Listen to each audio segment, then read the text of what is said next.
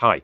So I've been in Davos for a few days when the annual meeting of the World Economic Forum has been going on. So before I give my opinion on what I've witnessed, I should point out that I'm not on the inside. I'm not in the Congress Hall with the world leaders and CEOs and the like. To be honest, I'm probably not on the inside of the outside. So there may well be much more going on that I'm not aware of. And I kind of hope there is, in a sense. But I'll come to this. So this whole week usually kicks off with an annual global risks report, and we saw that come out last week. And again, we saw nature-related issues in the top 4 long-term challenges, risks to business. Climate mainly, but also biodiversity loss, which is great in a sense to see its recognition. But this is several years now we've seen the long-term risks recognizing biodiversity.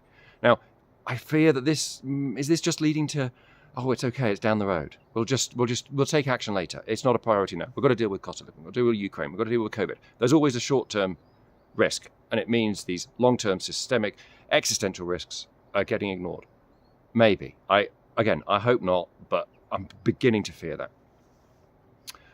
So what's been going on here during the meetings? Well, again, there's been a lot of climate talk. There is a greater number, by looking at the agenda, of nature-related meetings, discussions, but I think they're still mainly climate.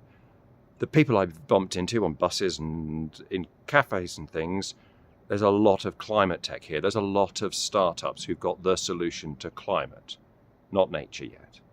But on the sidelines, where I've been hanging out, the SDG tent, nature is centre stage. Biodiversity really is centre stage. And that's a sea change from 3 years ago. 3 years ago, there's a few of us sitting at the back. Now some of those people are borderline celebrities. And it's great to see. It was a real golden thread through all the sessions and conversations I had in the SDG tent on the back of Montreal. A different audience to Montreal. Many different companies and individuals in the room kind of hearing about nature for the first time, and that's really important. But as someone that I spoke to was pointing out, what we now need to do for next year, maybe, or, well, not we, I don't know, get this conversation inside the halls, inside, behind the big, tall fence, to where the CEOs and the global leads are.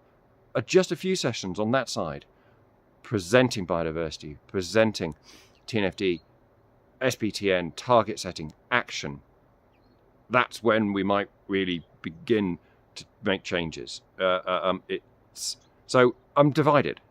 Great to see nature on the key point of the SDG tent, and again highlighting the important value of the Globans Commons Alliance and Intent. Andre Hoffman, really good to get that up front. But let's get it up front in front of a bigger audience, a more influential audience still. So let's see what happens over the coming months on the back of this, implementing the GBF. A lot of talk as to build up to Climate COP28 as the next big nature event. Let's see.